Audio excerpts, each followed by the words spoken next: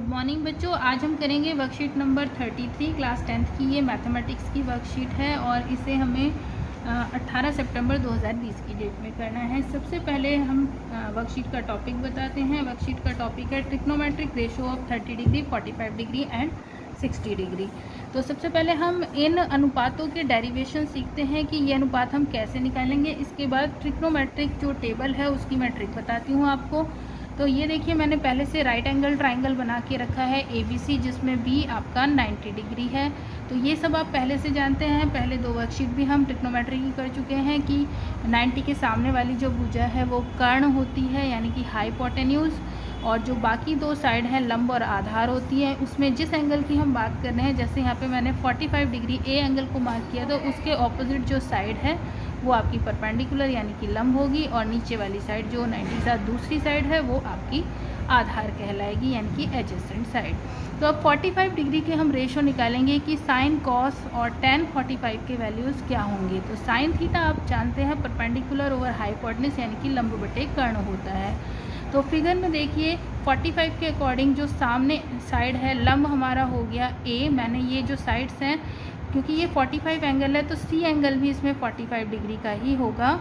एक एंगल 90 है, तीनों का सम 180 डिग्री होना चाहिए। तो क्योंकि ट्राइंगल में दो एंगल आपके 45 हैं, तो इनकी ऑपोजिट साइड्स इक्वल होंगी, जो कि मैंने A सेंटीमीटर और A सेंटीमीटर लेट की हैं। तो इसके अकॉर्डिंग हम हाइपोटेन्यूज निकालेंगे। वो आपको आता है निकालना कि विकर्ण का वर्ग बाय पाइथागोरस थ्योरम लंब और आधार के वर्गों के जोड़ के बराबर होता है। तो आपने AC निकाला √2A। अब हम साइन 45 लिखेंगे लंब बटे कर्ण।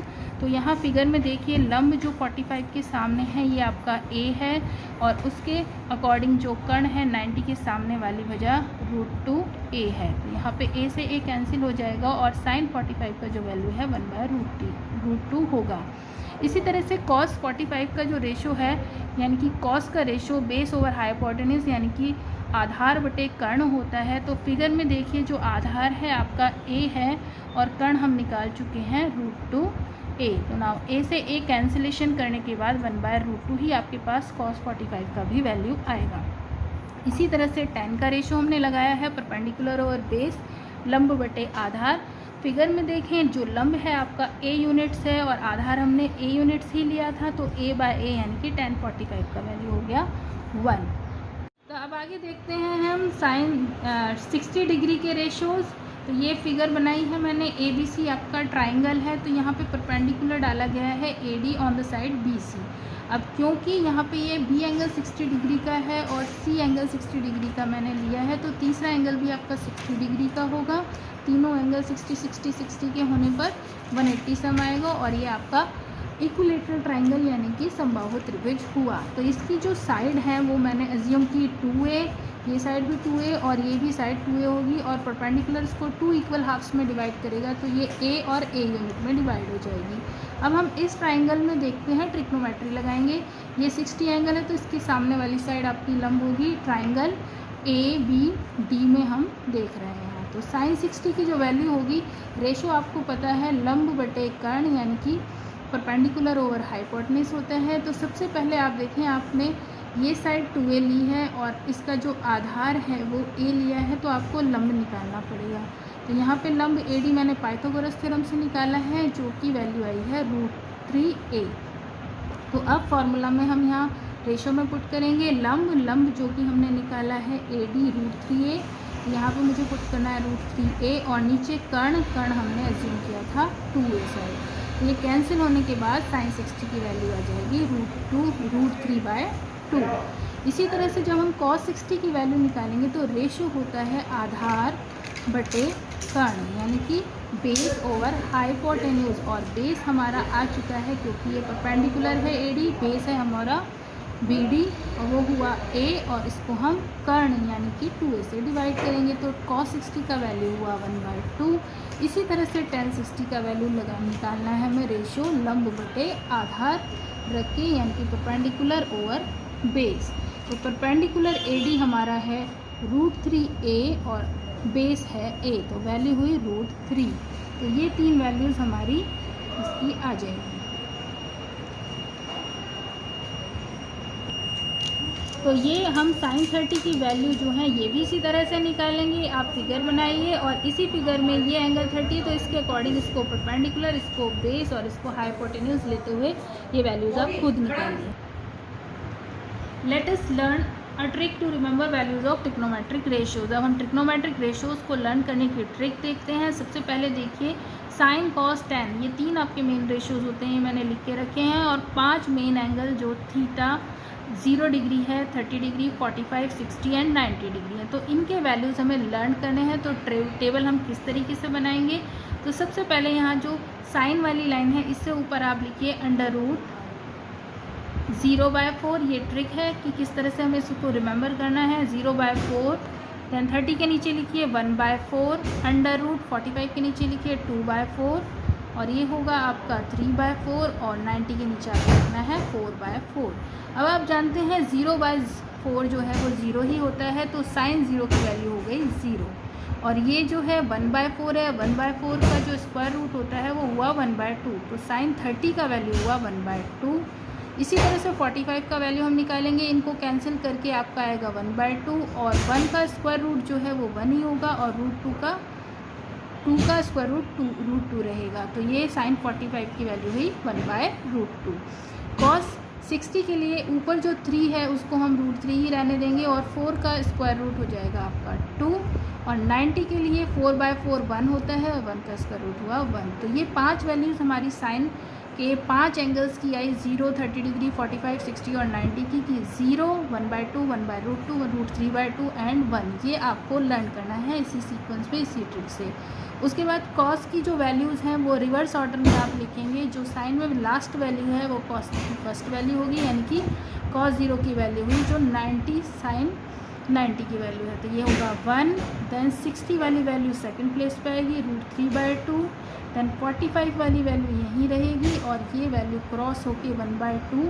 30 वाली वैल्यू 60 में आएगी, और 0 वाली वैल्यू कॉस 90 में, यानी कि 0।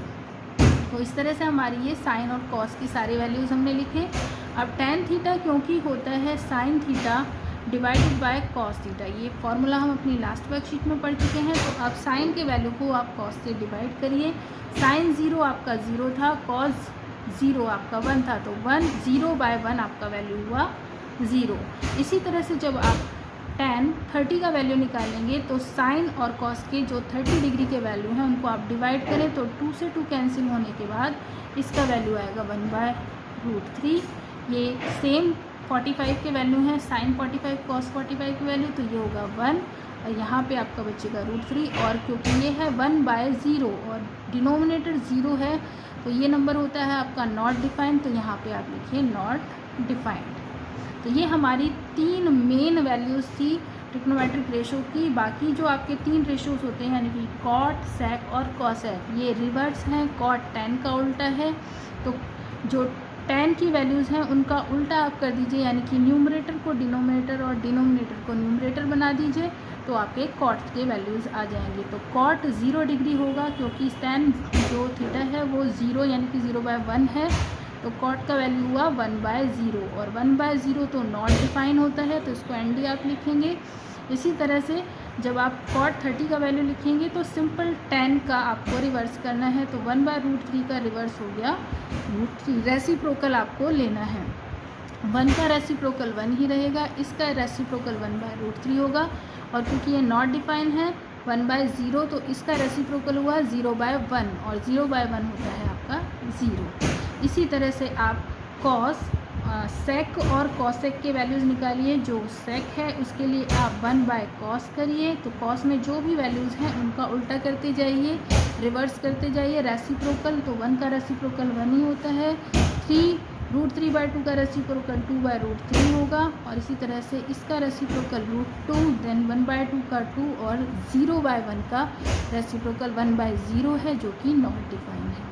और कोसेक का वैल्यू लिखेंगे, कोसेक होता है 1/sin थीटा, तो साइन थीटा के वैल्यू रेसिप्रोकल करते जाइए। फर्स्ट वैल्यू 0 पे 0 डिग्री है, तो 0 का जो वैल्यू है उल्टा होगा 1/0, यानी कि नॉट डिफाइन। 30 पे 2, √2, 2/√3 और 1। तो इस तरह से हमारी ट्रिग्नोमेट्रिक रेशियोज़ की टेबल पूरी होती है। तो ये है हमारा सॉल्व एग्जाम्पल जो वर्कशीट में दिया है। इसमें हमें ट्रू फॉल्स बताना है। साइन 90 और कॉस 60 इक्वल दिए हैं, तो साइन 90 का वैल्यू आपको टेबल से देखना है जो कि होता है 1, और कॉस 60 का वैल्यू जो है वो होगा जो साइन 30 का वैल्यू होगा, यानी कि 0 1/2। ये हमारा साइन 30 का वैल्यू होता है, तो कॉस 60 का वैल्यू हुआ 1/2। तो ये तो इक्वल नहीं है, तो हमारा आंसर हो गया फॉल्स।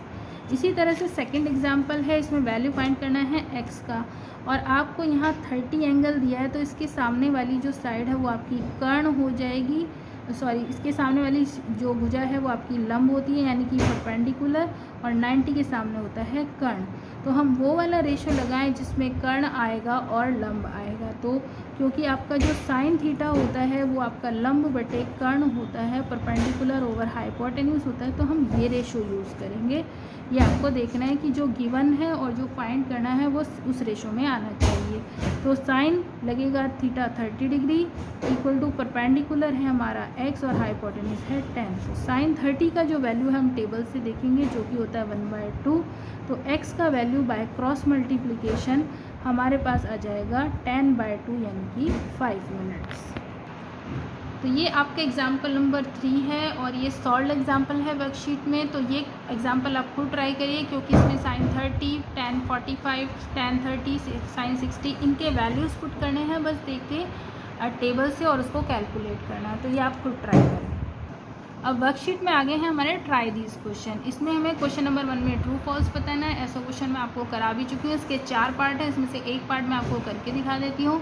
साइन 60 का जो वैल्यू है ये आपकी टेबल बनी हुई है। साइन 60 का वैल्यू देखिए होता है √3/2, और कॉस 30 का वैल्यू कॉस की लाइन में 30 डिग्री पे जाइए होता है √3/2। तो ये दोनों इक्वल होते हैं, तो ये हमारा सत्य हुआ, यानी कि ट्रू हुआ। तो इसी तरह से ये चारों पार्ट आपको अटेम्प्ट करने हैं।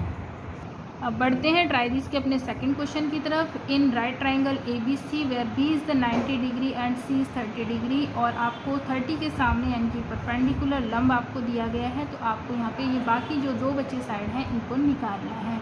तो इसके लिए हम ट्रिग्नोमेट्रिक रेशो लगाएंगे, वो रेशो लगाएंगे जिसमें ये आपके साइड्स आते होंगे। जैसे 90 के सामने ये आपका है कर्ण, यानी कि हाइपोटेन्यूज, और ये आपका हुआ परपेंडिकुलर लंब, और ये हुआ आधार। तो मैं सबसे पहले लगाती हूँ साइन थीटा।